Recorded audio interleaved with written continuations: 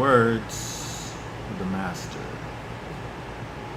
where we look at all of the things that Yeshua has said and the situations that caused him to speak. We've been looking at, for some time now, we're into part 6 of the last day of Yeshua. It's interesting. We'll be looking at mainly John 16, the entirety of John 16, which is 1 through 33. It's interesting when we look at this in particular, this last day of Yeshua, which of course is Passover. It's Passover. The Feast of Unleavened Bread is about to begin. Yeshua, of course, is the Passover lamb. He kind of fulfills the form and function of the lamb that is slain for the redemption of the people.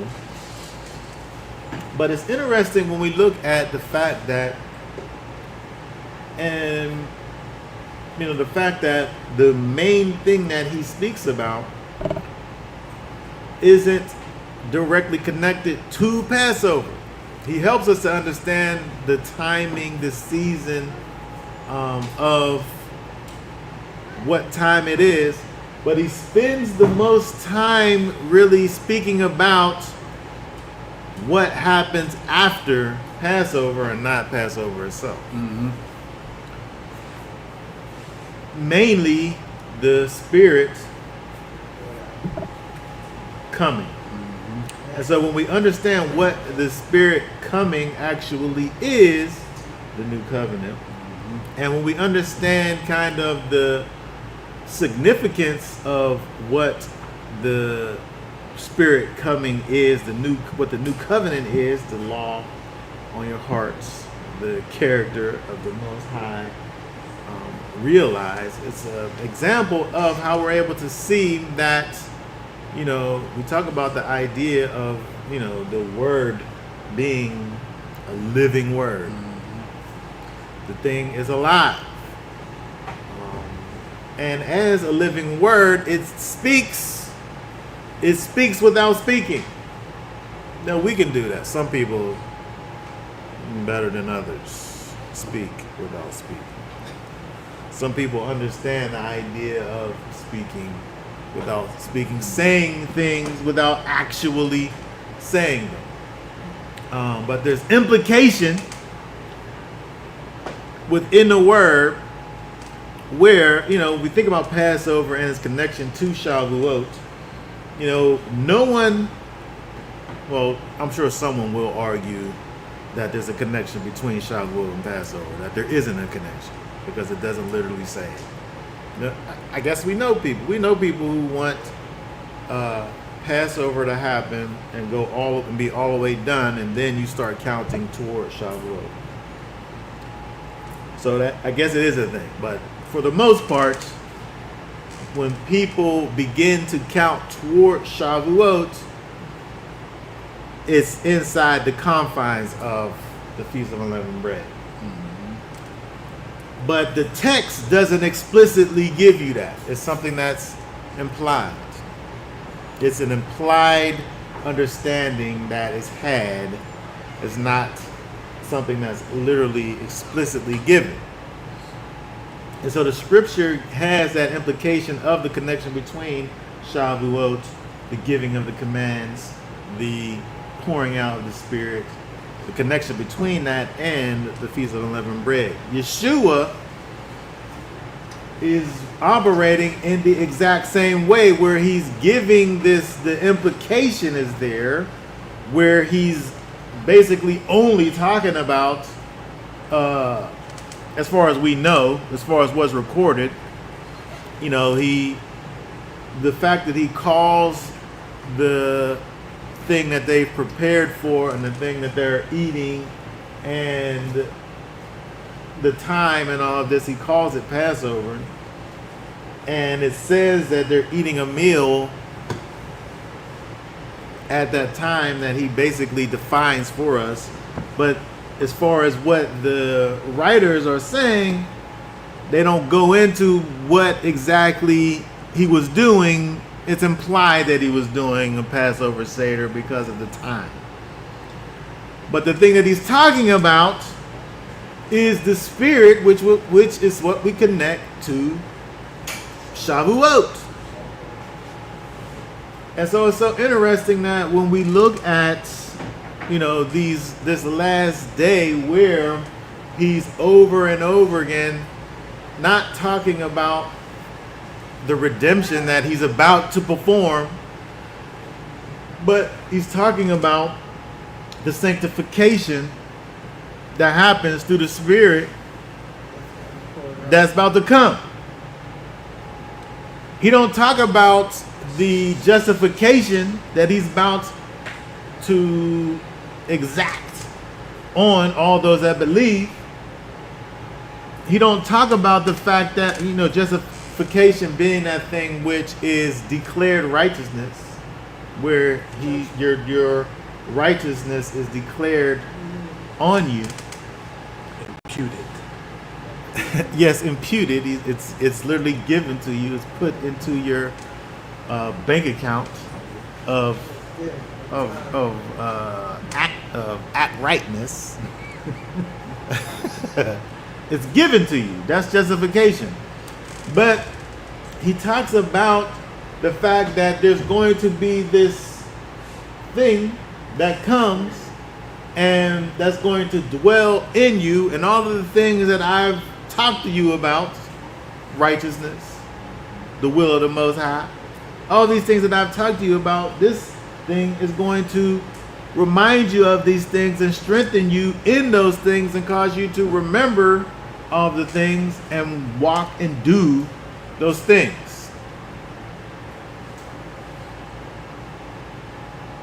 He's about to go and die, and not only is he going to die, but he's going to resurrect from the dead, and he's going to go back to the Father and send back his spirit. But he talks about the fact that he's going to go away, but he don't necessarily emphasize the how part. I'm going away. You can't go where I'm going. I'm going to the Father. By the way, the only way to get to where he's at is like you can't be in this realm anymore. He don't talk about that, but he talks about the thing that happens after that, which is this new kind of state of existence that you're going to be living in, which don't include him physically. But he's going to be there kind of spiritually through the Spirit. And so it's interesting when we look at, this last day and kind of the implications that are made. So let's begin by looking at, I guess we'll kind of let's just read a little bit of this at a time, and let's go to let's just read down to let's read the first 3 verses here. All right. John 16, verse 1. These words I have spoken to you, so that you do not stumble. They shall put you out of the congregations, but an hour is coming when everyone who kills you shall think he is rendering service to Elohim. And this they shall do to you because they did not know the Father nor me. Okay, very good. So he begins this portion. Remember last week he talked about the vine and the husbandman and being attached to the vine, but he also talked about the fact that he's going away. He's going back to the Father, to a place where you can't come. And so he says, and by the way, and he also talks about the fact that the world deals with him in a particular way, and the world is going to deal with you in that way too. And so he says to them, he's speaking to them these words so that they do not stumble, because that's some stumble-worthy things that he's speaking to them in terms of the fact that he's going away. They can't come. And just like the people was trying to kill him, and they're going to succeed, the same thing's going to happen to you. Don't think that you're greater than the master. The master's greater than you. And so the same thing that's happening to him is also going to happen to you. And so these are things that are concerning, to say the least, to the people. And so it becomes necessary to kind of give kind of these comforting words. But I feel like he makes it worse, I think, before he makes it worse before he makes it better. Because in verse 2, it talks about, he said, they shall put you out of the congregations, but an hour is coming when everyone who is killing you, we could just stop right there. Because it went from you just being put out of a place, being put out of the synagogue, to being killed. I'd be like, okay, I'm out of here. Forget about what it is the people who are doing it think about, what they're doing. We don't have to talk about that yet. Right. But the first part to think about is the fact that they'll put you out of the congregations. They're gonna do that, but they're gonna move past doing that to killing you.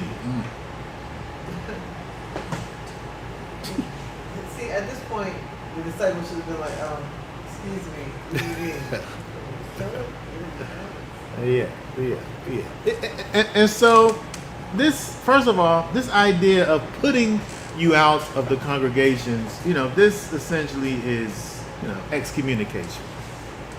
This is not like you come and, you get thrown out one time. Or you could go to the congregation down the street. Well, there wasn't one down the street, is the thing. He was out of the whole system. But I'm saying it's not about the idea of, and it's not like a single incident. It's kind of like, it's excommunication. Yeah. It's isolation. When you went to your synagogue, to your place kind of worship and study, this is where you went in lieu of going to the temple, because you wasn't able to go to the temple. It was way over there. You couldn't go there every week. You went to your synagogue, right? To your place of quote unquote religious learning and worship. And within your city gates, it wasn't like how it is in these days and times where you got one church on one corner and the other church right across the street. Literally right across the street. In the same block. And if not the same block, it's a couple blocks away. And in these times, that's not what you had there. You didn't have the ability to just leave one place and go to another. And so if you was able to maintain, maybe this was a time when you seen your family that was like on the other side of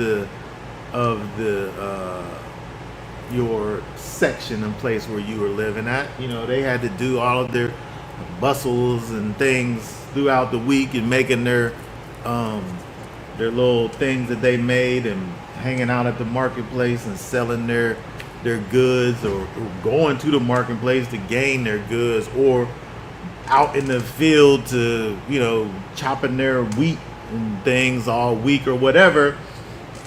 You seen your people at the place where you was at, reading the Torah, doing your prayers. For you to be sent away, removed from the ability to do that, you know, this was a huge situation that was upon you, where it's separating you from the people, potentially your family, and your kind of religious worship, everything. And then not only that, when people find out that you have been put out, they be like, hold on, what was they put out for? They must have been in some wickedness. I can't even talk to these people no more. So it might not even be somebody who's closely connected to your congregational circle, but they're kind of satellite, but they can see, and there's effects now that you're facing as a result of it. And so it's this thing it builds and grows because their life was so interconnected to it, where this is a heavy and serious thing that will happen. And Yeshua's saying that these things are going to happen to you. If we go back, let's go back in John and look at verse chapter 9. Let's look at chapter 9 and look at 22. Look at John 9:22, and let's read up to let's start reading at 22. Let's start at 20. Let's start at 20. Sorry. Verse 20. John chapter 9 verse 20. His parents answered them and said, "We know that this is our son, and that he was born blind. But how he now sees, we do not know. Or who opened his eyes, we do not know. He is of age as him. He shall speak concerning himself." His parents said this because they were afraid of the Yehudim, for the Yehudim had already agreed that if anyone confessed that he was Messiah, he should be put out of the congregation. Okay, let's start right there, because one of the people that Yeshua healed from being blind, you know, he's cast away because he got healed, and now he's preaching about Messiah. Yeshua did this to me. He's the Messiah. Mm-hmm. Oh, you want to talk about Messiah? You out of here. Won't play that. And so they sitting up here questioning his people. Mm-hmm. That's your son?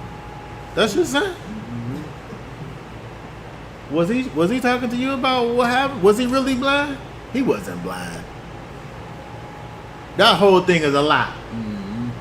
And so now it's trickling down to the parents, where they are feeling away because, like, now you done kicked him out, you gonna kick us out too? Mm-hmm. They're afraid to say the wrong thing. Like, if the verse 23, he said he's of age, you can ask him. Like, what you trying to sit up and talk to me about it for? Like, but the idea is that your connection to Yeshua, professing that he is Messiah, is going to get you excommunicated from your life, which is pretty bad in and of itself. But Yeshua is saying, if we go back to chapter 16, Yeshua is saying that's going to happen. Like, you can't be with the group, with the people, like the people who ain't following after me, the mainstream, the Yahudim, the Pharisees, the people who sit at the seat of Moses. They gonna ostracize you, because you are following after me. But it's gonna come a time when the worst thing that could possibly happen to you in your social and religious life, when that happens, it's going to be something worse than that that's going to happen. Your life going to be over. They're going to kill you, and they're going to say they doing it for the Most High.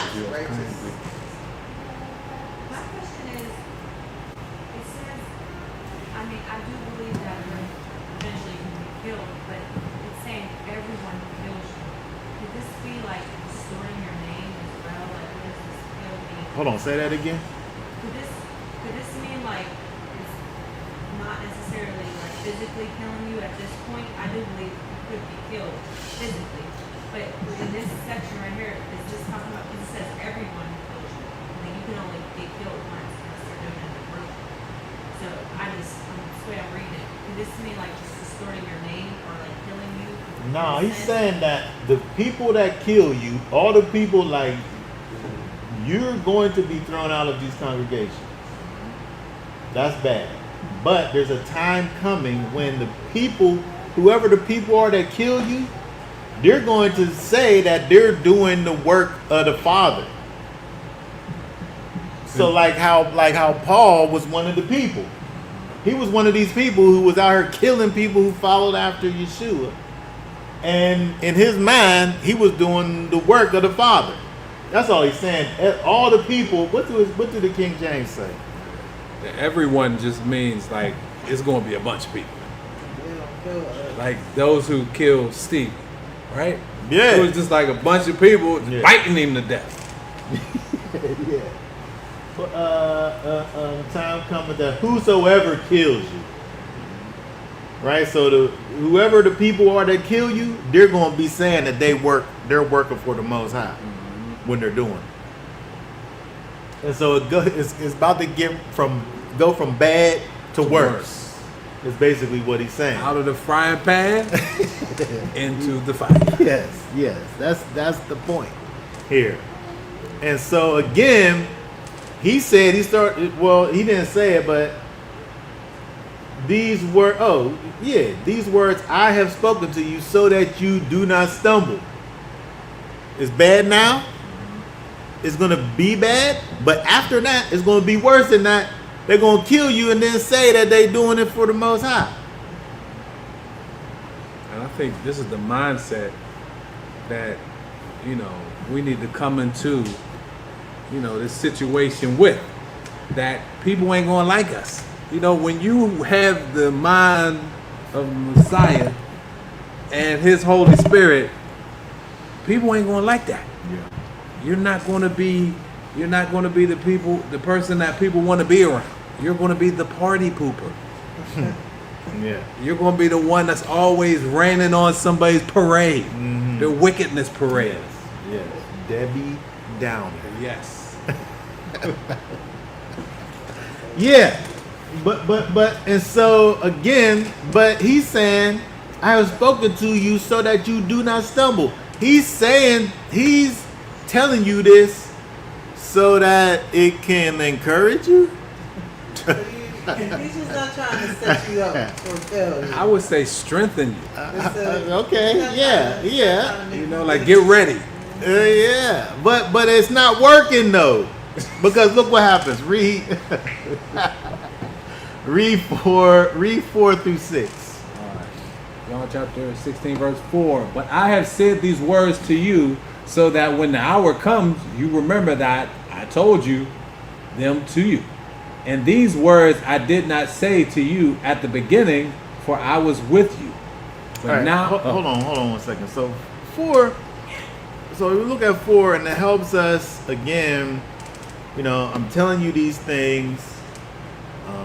There's gonna come a time when you're going to look back and remember all of these things that I'm saying to you. I remember some time back where Yeshua tries to talk to the disciples and tell them, you're living it up now. But what's gonna happen when I'm not here? Like your life ain't gonna be the same as it is right now because I'm not gonna be here with you. And he's basically saying this again. I'm telling you this stuff now because like tomorrow, that's it. And it's going to be that, I don't know, Yeshua is always teaching the disciples because he really could have told them exactly what's going to happen. I'm going to die. I'm going to get killed terribly. It's going to be a terrible thing. But I'm only going to be gone for 3 days. And then I'm going to be back again. And then this magnificent thing's going to happen. Like he could have exactly said. He could have said, "Hey, when I die and you raise me, I need you to bring me this to the tomb. 'Cause, you know, I'm going to need a sip of water." You know what I'm saying? He could have told him, gave him a whole road back.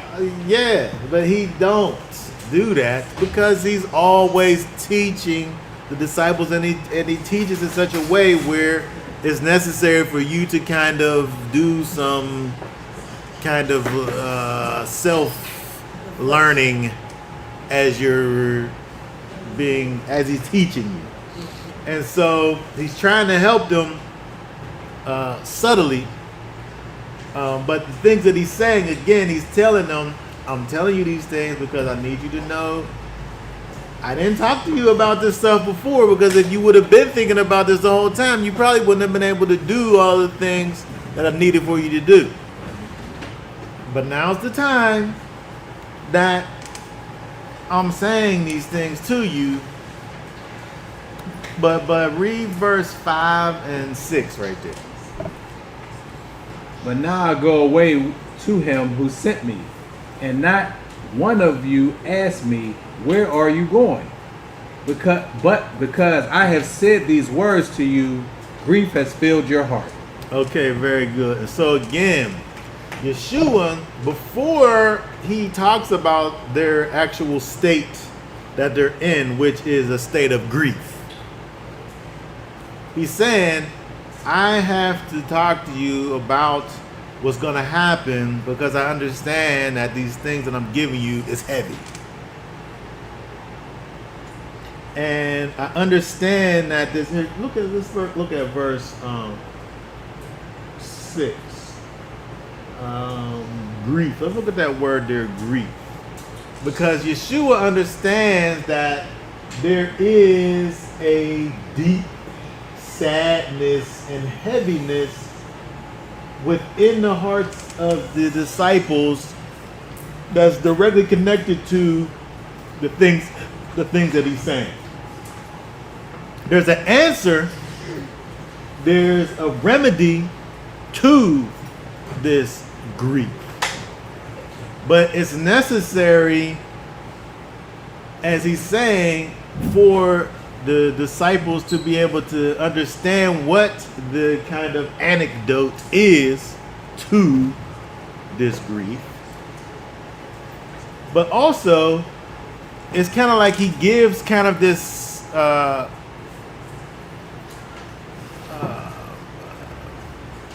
diagnosis, really, of the people. I'm telling you that I'm about to go away. You're not even asking me where I'm going necessarily, but I know already why you're not asking the right questions, because of the grief that has taken over your mind, the heaviness. Let's look at this word. I want to look at this word here. I mean, because it kind of started off by talking about he was going away. Now he's talking about they're going to be killed. You're right, so it's compounded, right? So it's not only the fact that he's going to die, but the same way that I'm dying, you're going to die too.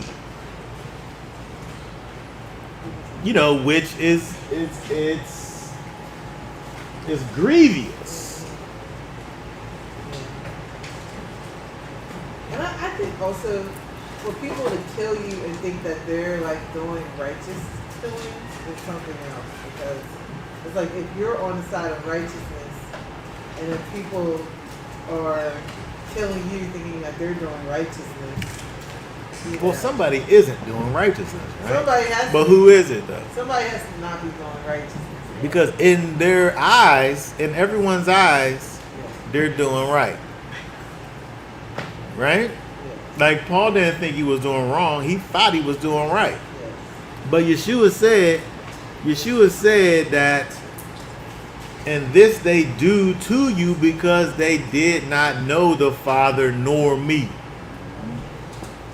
And so they're doing this thing that's right in their own eyes, but in all actuality is wrong, and they don't know the Father, and they don't know Yeshua. Right? But Yeshua is talking to the ones who do know him, so that they're able to understand that these people are saying the thing to assure them, because I think they need to be assured that what they're doing is right. Right.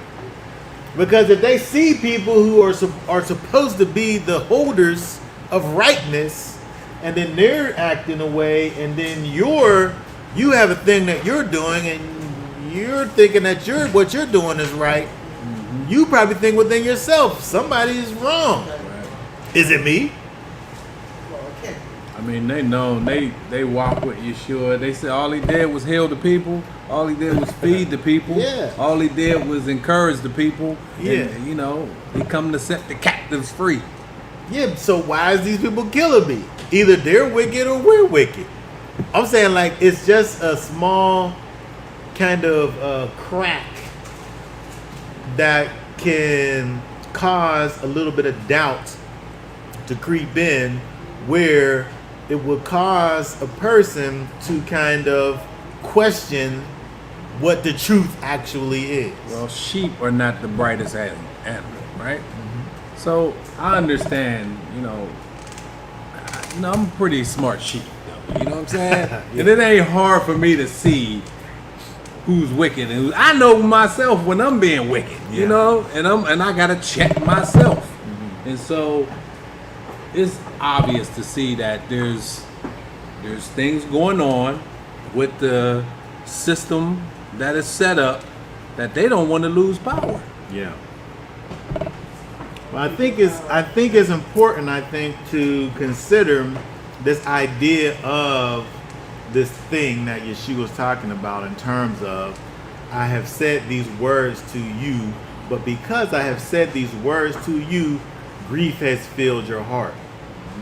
These people who have this close relationship with the Master, with Yeshua, they walked with him, they've talked with him, they've had their intimate moments.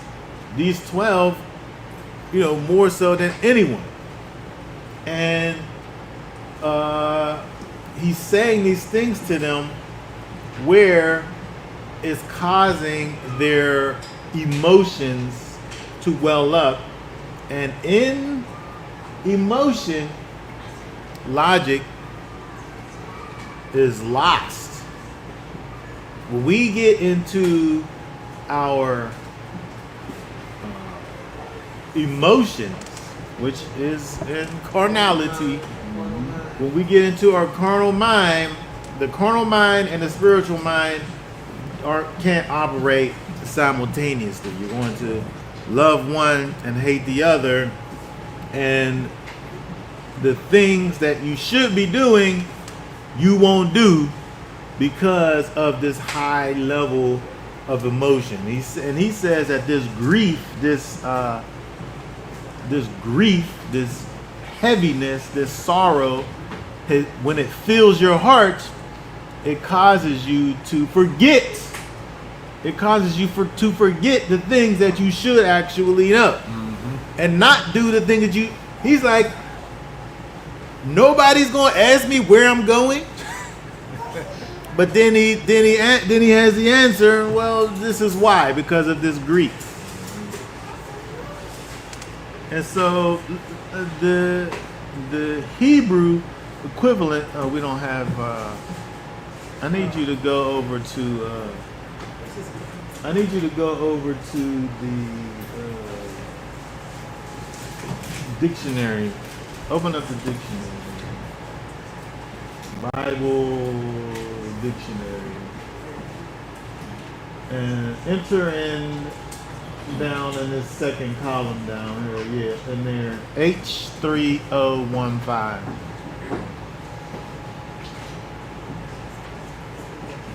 In the Strong. Oh, Put that on Strong. Yeah.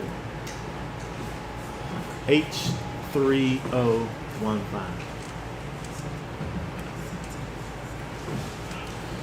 Okay, this word here is the Hebrew equivalent to the word that's being used in the Greek, that lupe word that means sadness, grief, grievous, grudgingly.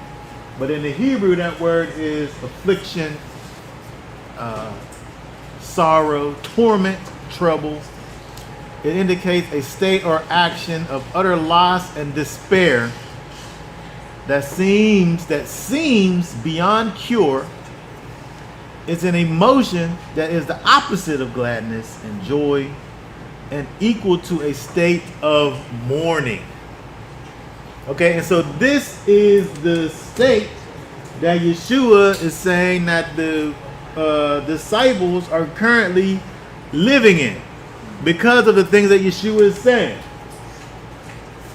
And he's about to say what the answer to this problem that has been created is. Here, go up a little bit. Go up a little bit inside of that definition. Go down some more. Oh, that's it. Go to the word study. Go to the word study. Go down. Oh, hold on. You're going too fast. Go to where it says it is brought on by. Right there. No. Right there. It's brought on by the oppression of an enemy and the absence of the Lord in one's life. And so when we're separated from the mind of the Most High, it causes our emotions to swell, wander, and rule, and causes us to forget the things that the Most High provides for us.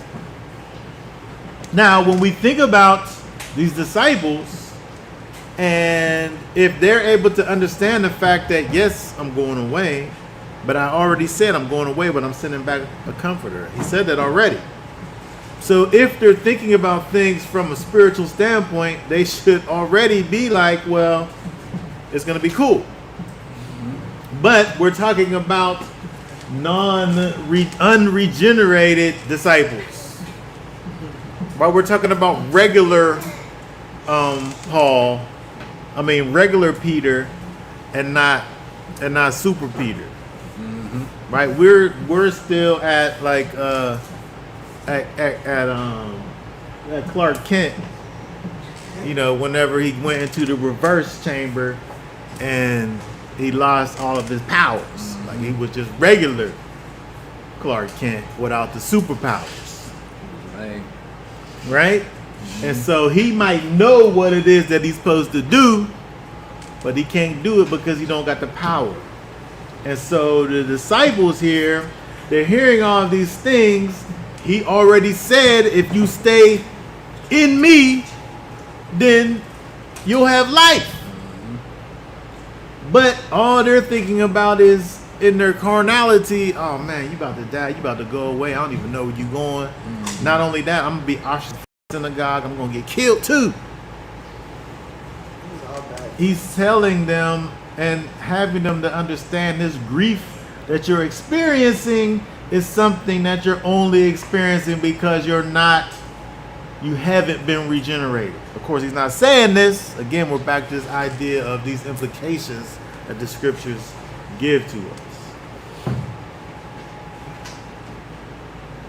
But if we go down, read for us verse 7.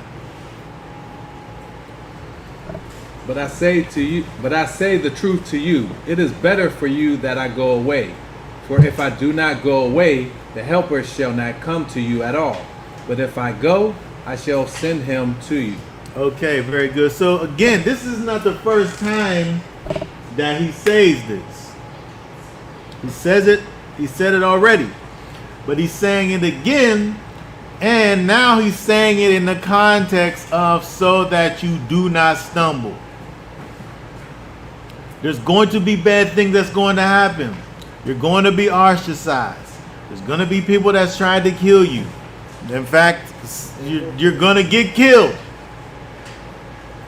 Maybe not all at once, but it's going to happen. And they're going to say that they're working for righteousness, but they're not working for righteousness. You're working for righteousness.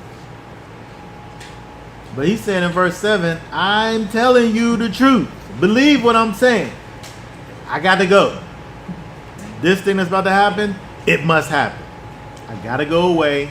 And if I don't go away, there's not going to be any, there's not going to be an answer to the problem of this grief, of this inability to walk in the ways that I've previously instructed you. He said in this version here, the helper shall not come at all if I don't go away. But if I do go, I'll send him to you. So let's look at this word here, helper.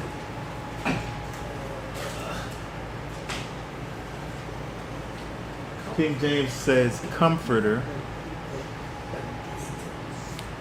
which is parakletos, to comfort, encourage, to exhort. It's interesting that this word intercessor, counselor, advocate, right? And so this word that's being used here, helper, it's interesting that the translators, whether it be the Scriptures version or the King James version, or I don't know, probably any other version, as you look at, kind of capitalizes this word and kind of makes it kind of like a proper noun, right? Like a title. But essentially, what we are gaining here from this word, this comforter, is actually a thing that is provided by this one that is coming to kind of take the place of Yeshua spiritually. It's not necessarily a name, but what it is describing what is provided by this one that is coming, in to replace Yeshua. Go to the word study.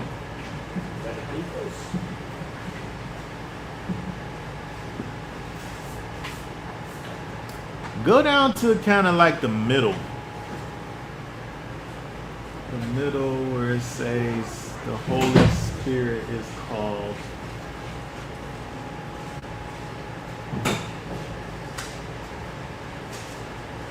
Keep on going now. Go down some more. Right there. The Holy Spirit. No. The Holy Spirit is called a paraclete. Wait, where? Oh. Right there. Called a paraclete because he undertakes Messiah's office in the world, while Messiah is not in the world as the God-man in bodily form. Yeshua himself says, I'm going away, but I'm coming back, and I'll send back the Spirit, and I and my Father will dwell in you. He said, I and my Father will dwell in you. He said, I am the vine, you are the branches. If you're in me, you'll have life. And so he's talking about this idea of this Spirit that's coming, that's going to be with the disciples in his absence. And again, he's saying all of this so that they won't stumble. He's saying all of this because of the fact that this information is causing grief to fill their hearts. And so it becomes necessary for them to be comforted, and he's letting them know that this is the way by which you will be comforted. Go over to Isaiah. Go over to Isaiah 40.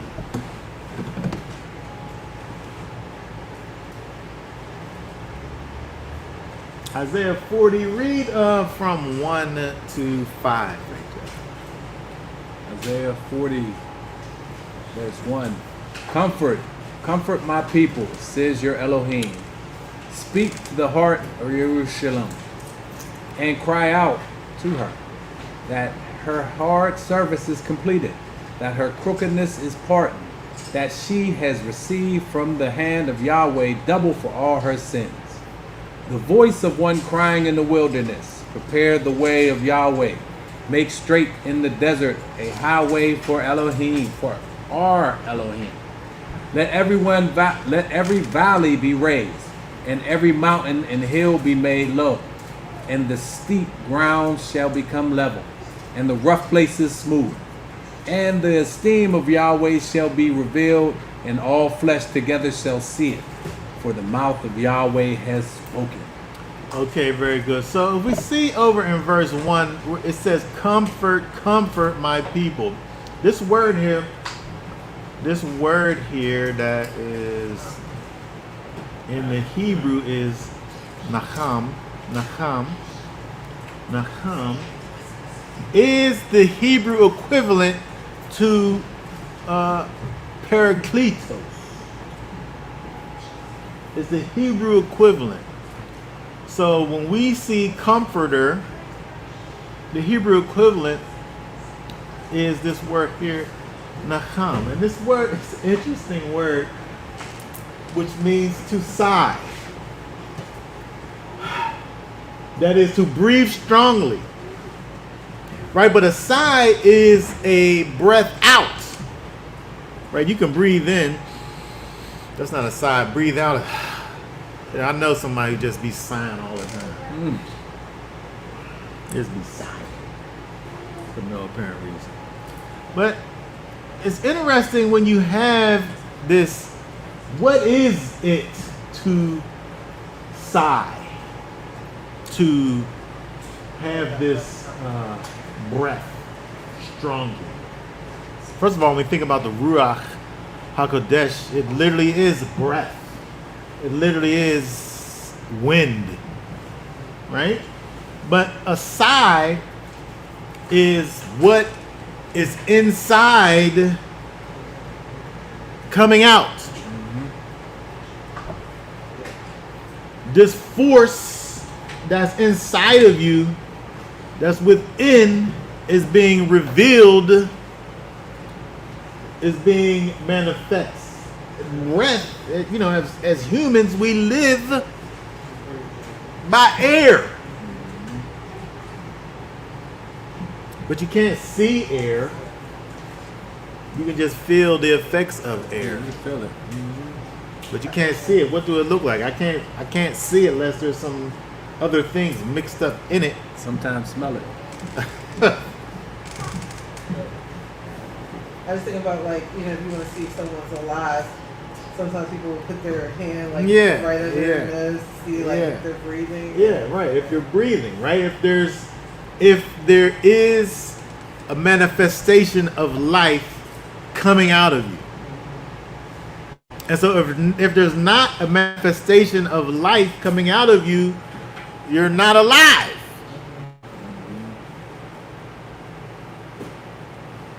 It's not only that there be this life force in you, but the life force got to come out.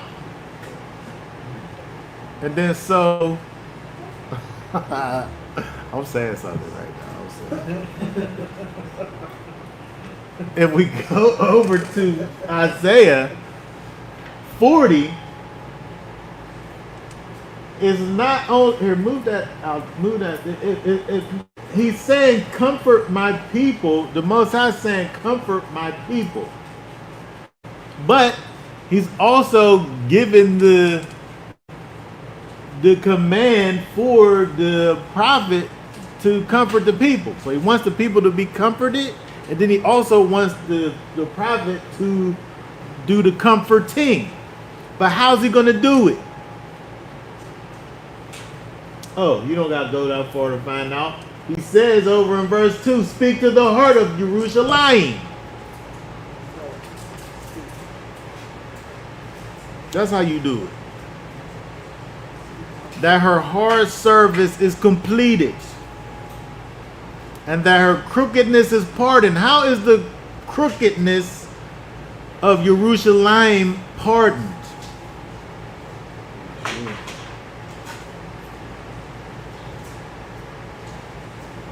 How is she, Jerusalem, able to receive from the hand of Yahweh that double for all her sins? How's that even supposed to happen? He's saying to comfort my people.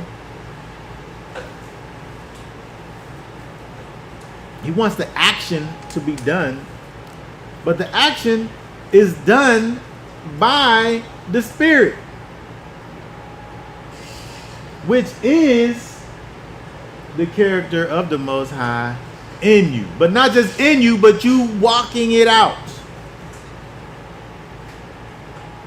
And so when he gets to verse 3, talking about the voice of one crying in the wilderness, the way that he prepares the way of Yahweh and making straight in the desert a highway. There's no, I mean, the thing that makes the desert, one of the things that makes a desert is the fact that there's not a highway in it.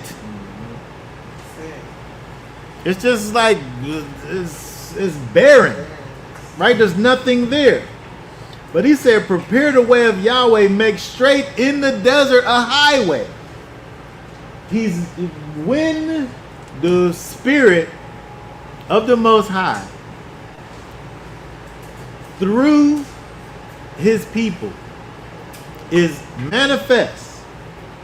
And then so we can think about this in terms of, the fullness, this is spoken of in regards to John the Baptist, making the way for Yeshua to come. And, there could be a total fulfillment of this, these 5 verses here, and we get all the way to the bottom, the glory of Yahweh being revealed and all flesh seeing it. At the end, the fullness, when Yeshua comes again and brings judgment. But in part, this thing is fulfilled by you and I.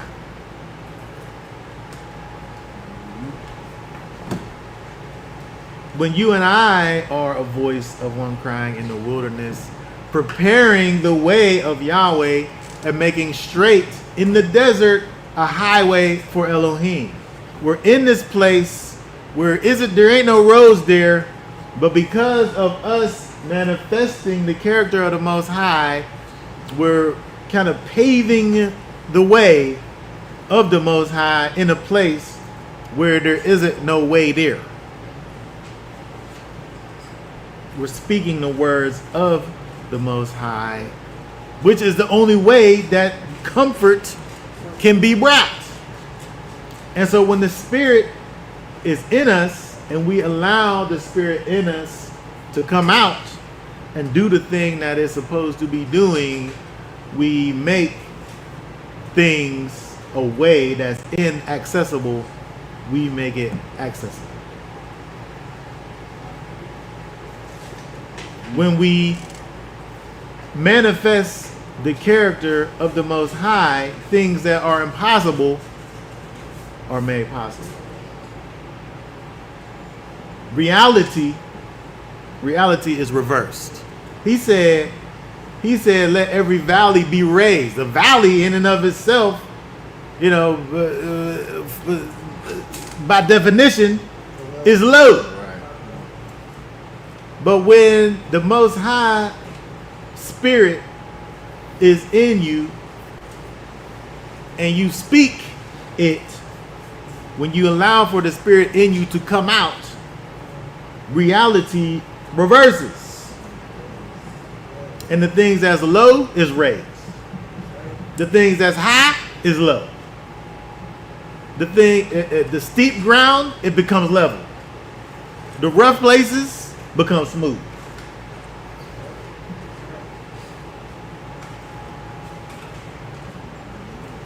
The things that should cause you grief and pain and confusion go away.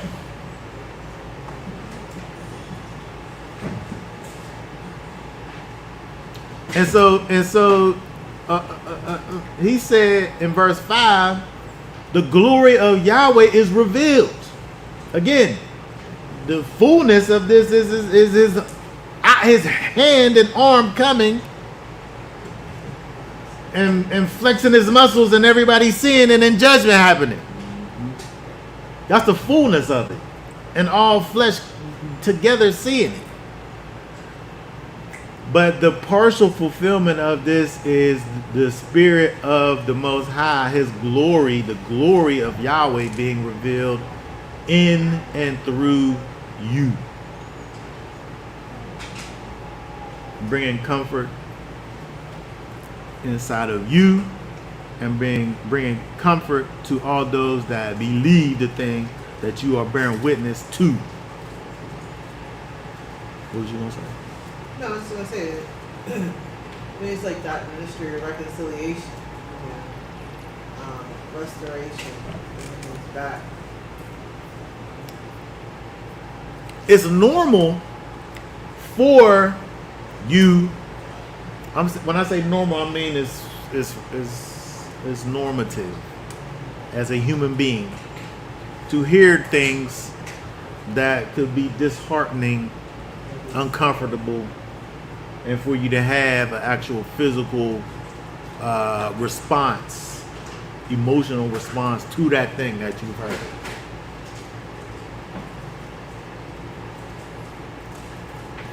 But the thing that Yeshua is saying is that in spite of the fact that this actual thing that should actually really bring you physical grief and sorrow, there's a thing that's coming that's going to cause you to be able to rise above these natural responses and be able to properly function in spite of your reality. They literally are being told that they're going to be ostracized, their lives as they know it ruined, and death is going to be imminent to them. And the thing that he's saying to them is something that is supposed to bring comfort to that news.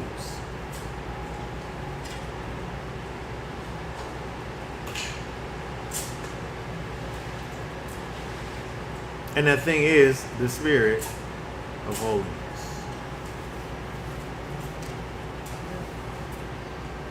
Right? Look at go back to John 16.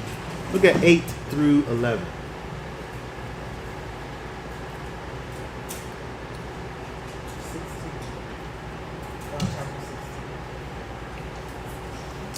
John chapter 16, verse 8.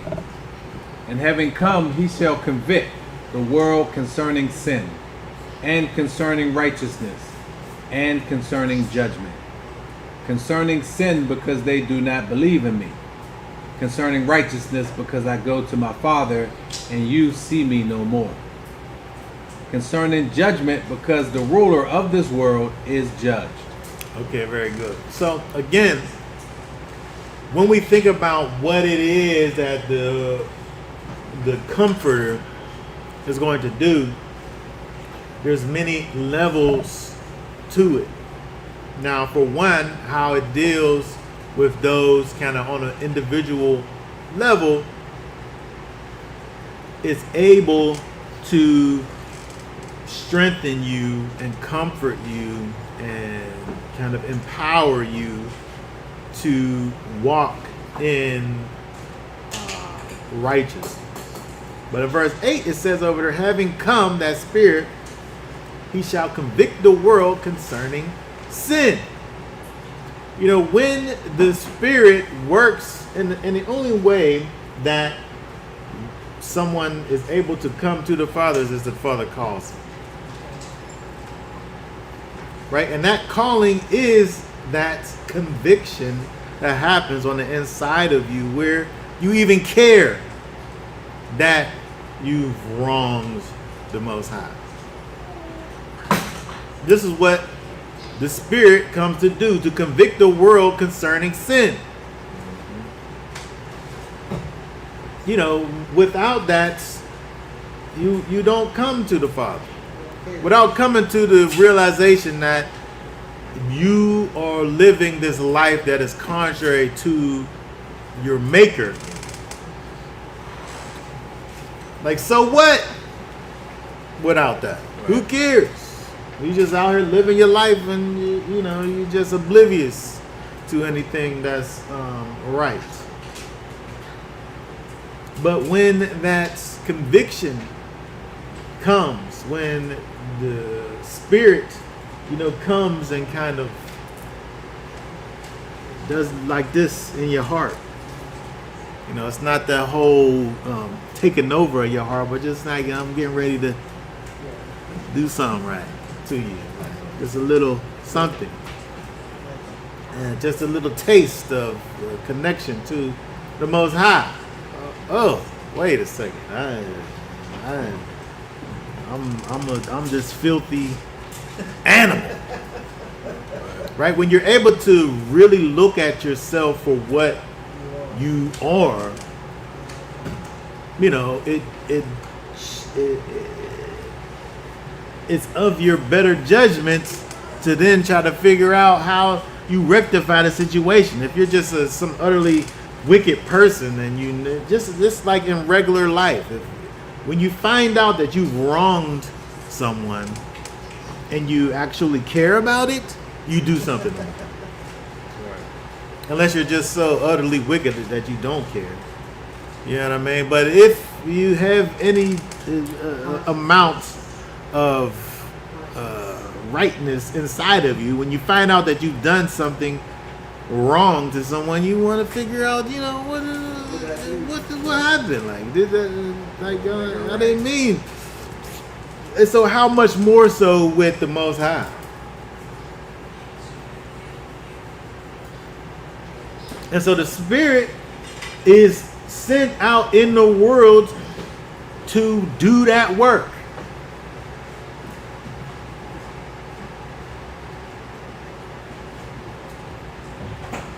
And so he's saying all of this again in the idea of bringing comfort to the disciples, causing them to understand this is how you're going to be able to move forward and not stumble. This is why I'm telling you all these things that's going to bring about the worst thing that could possibly happen to you in life. And you know, imagine constantly having the understanding and knowing that everything that you do is only bringing you closer to, you know, if you live, you're going to die. But we're talking about you doing a thing which is causing a great amount of people to want to kill you. Like, not just regular like life where you live, you know, we're humans, we live and we die. But we're talking about the thing that you're a propagator of causes you to make people want to kill you, and they're going to succeed at some point. And when we look at what Yeshua did and what happened to him, and he said, "You're not greater than me. This thing that happened to me is going to happen to you." And the ability to go forward and say, "I know that's what my end is, but I'm going to keep on going." Right. That's the spirit. Yeah, it has to be. That's the spirit. I mean, because Right, because usually, like, No. we have this thing inside of us that make us self-preservation. fight or flight. Yeah, I don't want to go into danger. I want to go away from danger. And like things that are going to hurt me, I'm going to try to not Right. do those things. I want to do things that, but they're literally going towards the battle that they know they're going to lose. Like, it's not even as if, like, you know, you're in this thing where you're going into battle, but you like know you're going to be victorious. I mean, you are going to be victorious, but physically you're going to die. Spiritually you'll be victorious, but you won't be able to physically realize the victory because there is no physical victory. Your body must die. And they will say, "Let's go," which is exactly opposite of what the body wants to do. Your body wants to just not go to the hot thing. It wants to not go to the dangerous thing. It wants to retreat. Right. But he's saying, send your body to danger. In fact, kill it. It's like seeing the tornado Yes, like going in front towards of you, it. and you're walking towards it. Running.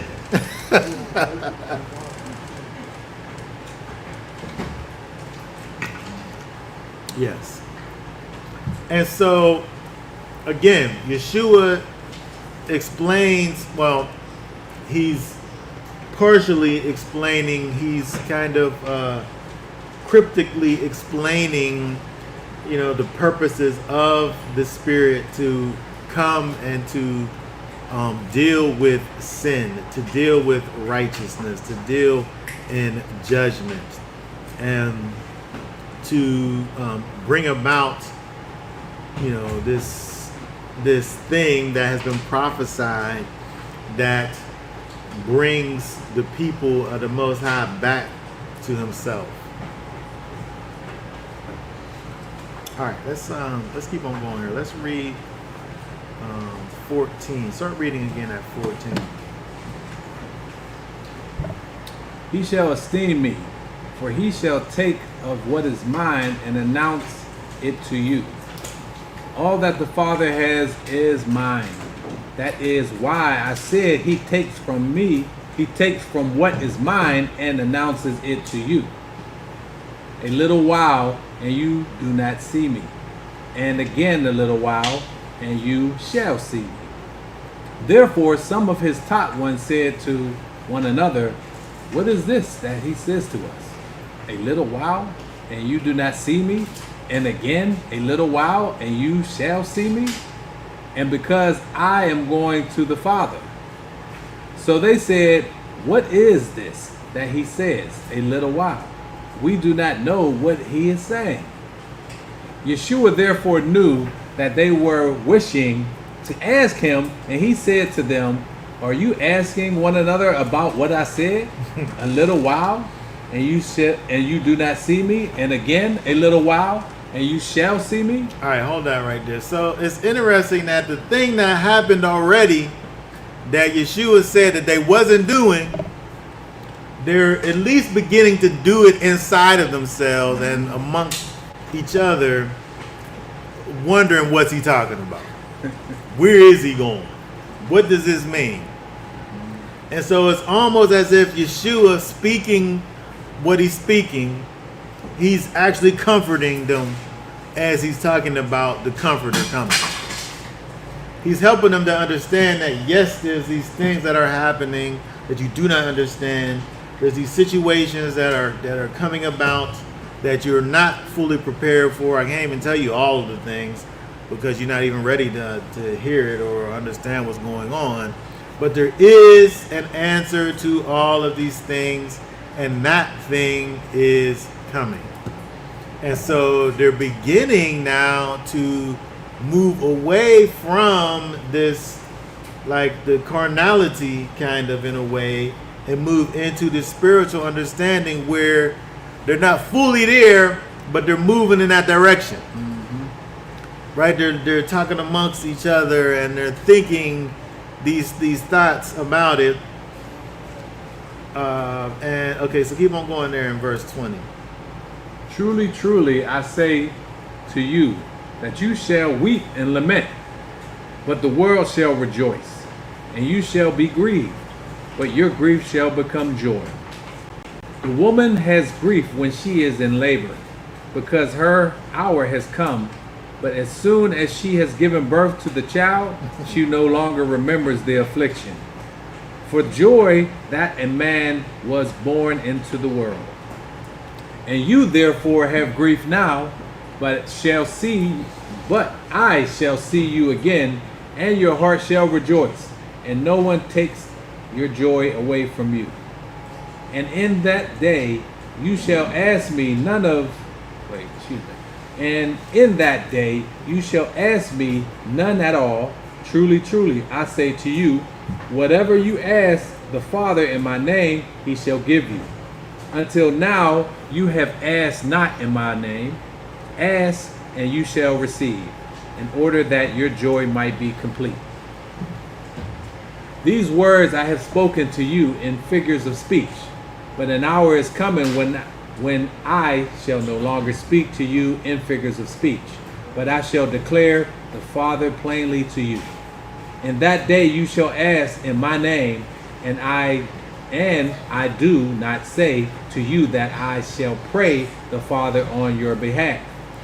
For the Father himself does love you, because you have loved me, and believe that I came forth from Elohim. I came forth from the Father, and have come into the world.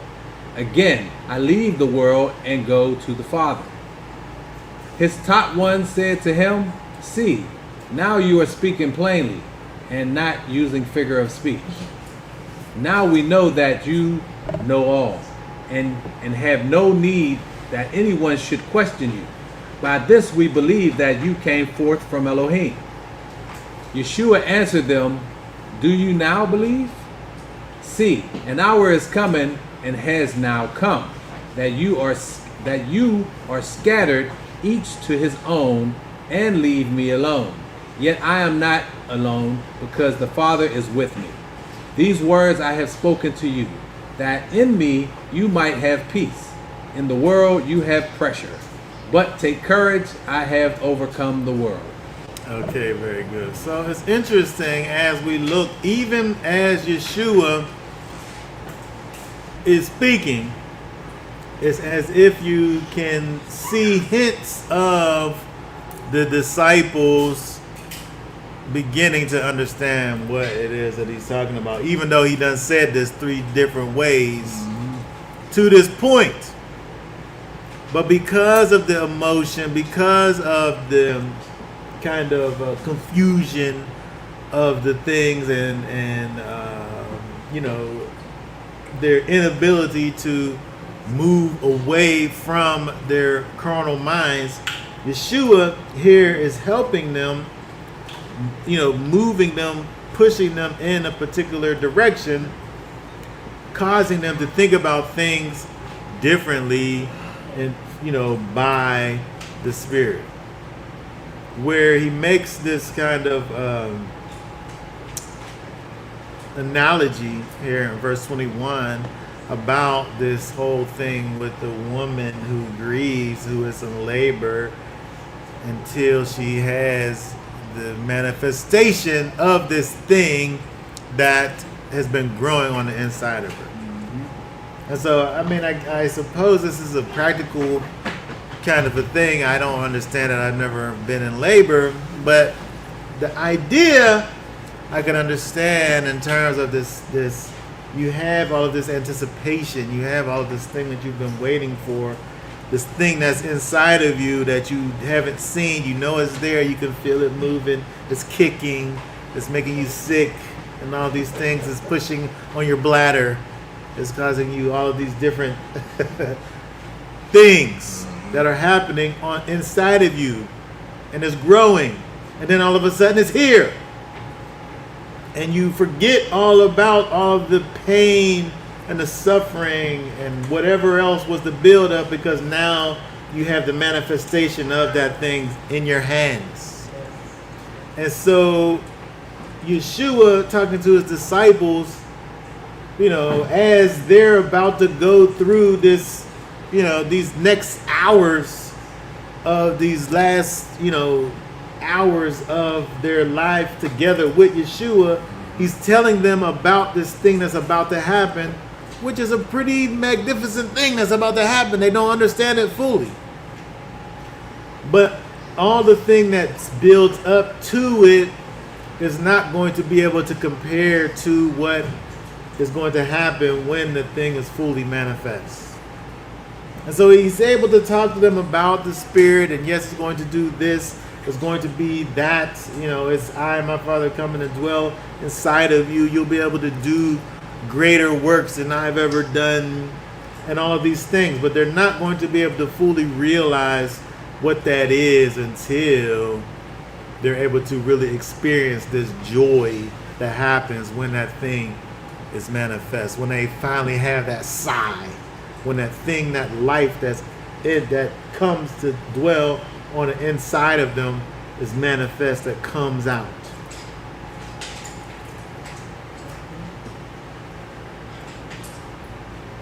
This thing that comes, that actually makes their joy complete. And so again, I think that is interesting as we just begin to close down here. I think it's interesting that we're able to see kind of, even within this chapter, kind of the progression that happens with the disciples, as at first, you know, and Yeshua brings it out that they just have this utter grief, that they're filled with this grief. They can't understand. They're not answering the right questions. He's saying these things. They don't get it. He's been saying it all of this time. They don't understand. But as he kind of begins to turn the lights on and, you know, causes them to look in the right direction, which is towards him, to look, you know, to the Spirit, to have, you know, some kind of understanding of you know, not fully being able to understand what's happening or what's to come, but that it is necessary for them to be able to look to and lean on the Spirit, and through that, the things that they didn't think was going to be possible or made possible through the Spirit of holiness, the Ruach HaKodesh. All right, does anybody have any thoughts, questions? Can we talk just a little bit about, I think it was like in 20 where it says like, we'll have grief and then they'll have joy. And like what that, maybe you can tell me what that means to you. Which verse, 20? I think, yeah, that we would have grief, yeah. I say to you that you shall weep and lament, but the world shall rejoice. You know, again, this started when him talking about, you know, I'm going to tell you these things so that you're able to not stumble. But the things that he's telling you is bad things. Things are going to happen to the disciples that is physically, you know, it from a physical standpoint will torment you. Right? You'd be ostracized. Right? We're talking about the world. The way that the world treats you, if you care about what the world is, you know, thinks, you know, you're kind of in a bad situation in relation to the world, because the world hates you, the world wants to kill you. They rejoice at the way that they're able to, the world to you, they rejoice at how they're able to, treat you badly. Right? Create these systems that are wicked and make, things that are against the Most High be things that you must do. And if you don't do those things, you're ostracized. And so he says, surely I say to you that you shall weep and lament. You'll be feeling bad about the things that you're restricted from doing. You'll be feeling bad about the fact that you want to live a life of righteousness. And the world wants you to live a life of wickedness. But he said, and you shall be grieved about those things, but your grief shall become joy, because you win at the end. The things that the world has to offer is in fact wickedness. And so we live in this society, in this world that's anti the Most High. And so it's not necessarily about, he's using this terminology in terms of this idea of weeping and lamenting and grieving, but that's only in the context of in your carnality, right? Because, you kind of want to be connected to things, and, we want to live in this world and for things to be right, but it's not going to be right. It's wicked, and this place can't be fixed. The people can be fixed, but the world is broken, and it's unfixable, right?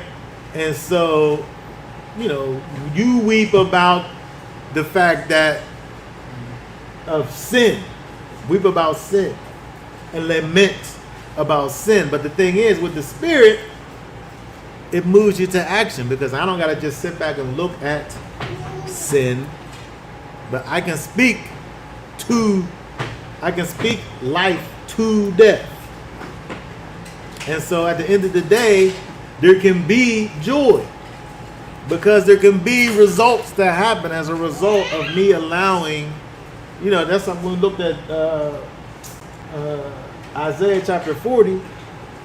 When we talk about this idea of speaking comfort to Jerusalem, speaking comfort to his people, you're speaking it out of a place of grieving and lamenting, the way that Yeshua looked at the people, and it said that he was sorrowful and wept at the sin of the people. So when we develop the heart of Messiah, when we have the Spirit inside of us, we look at sin and it causes us to have sorrow.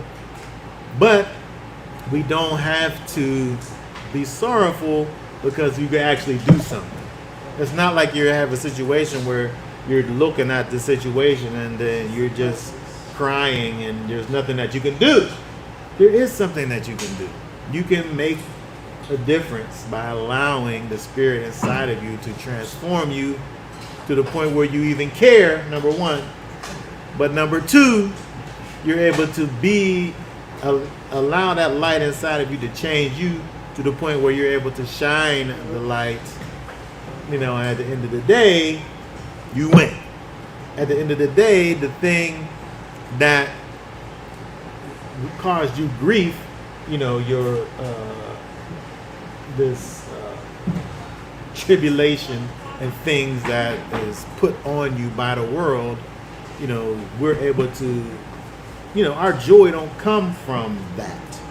Our joy comes from the Most High.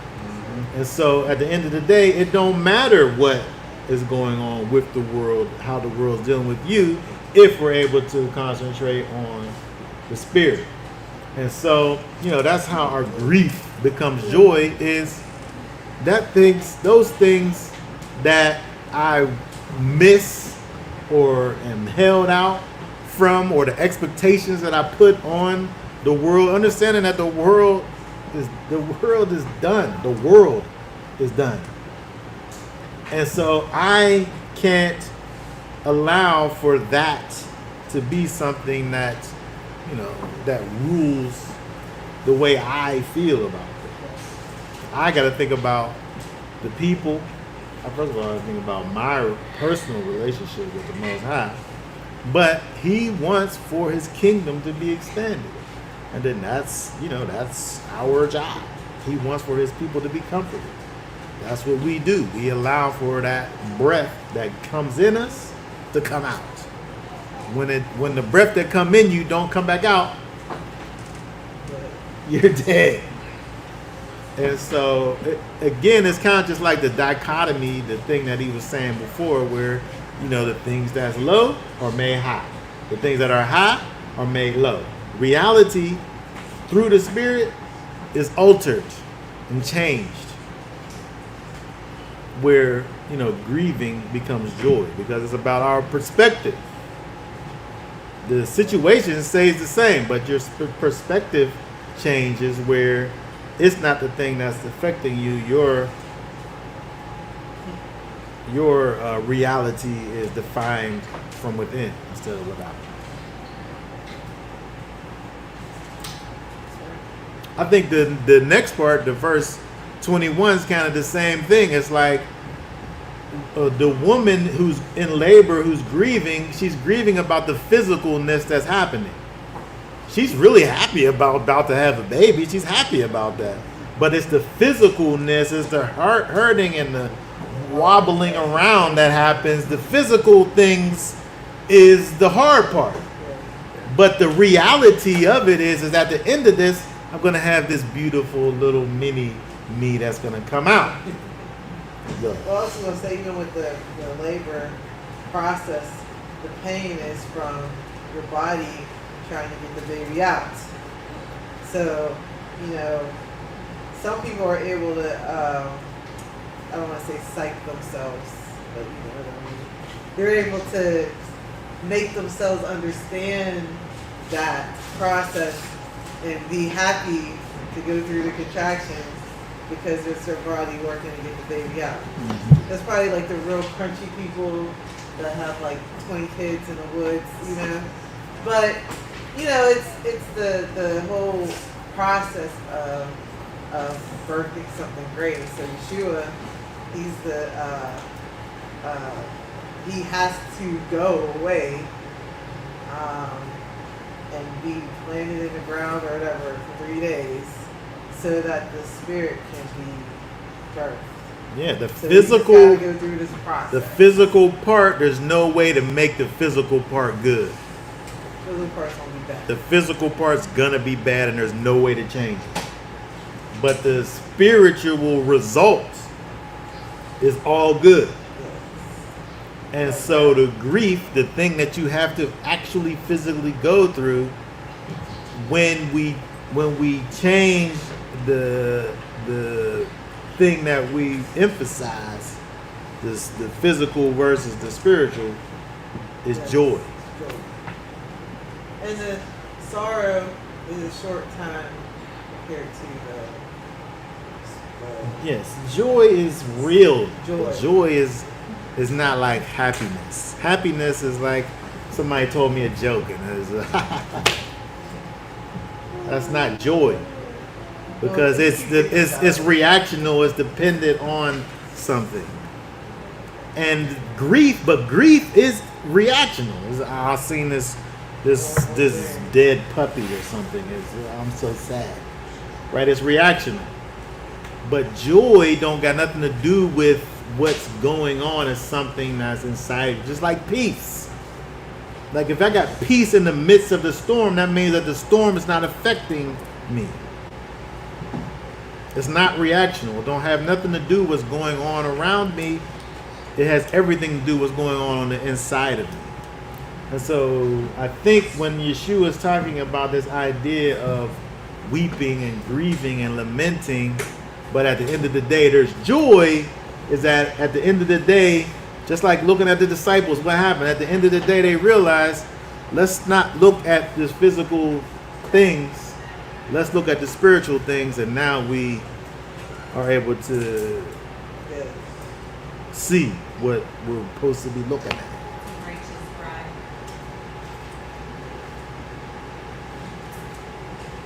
Yes. All right. Does anybody else have any thoughts, questions, or comments? Okay. All right. So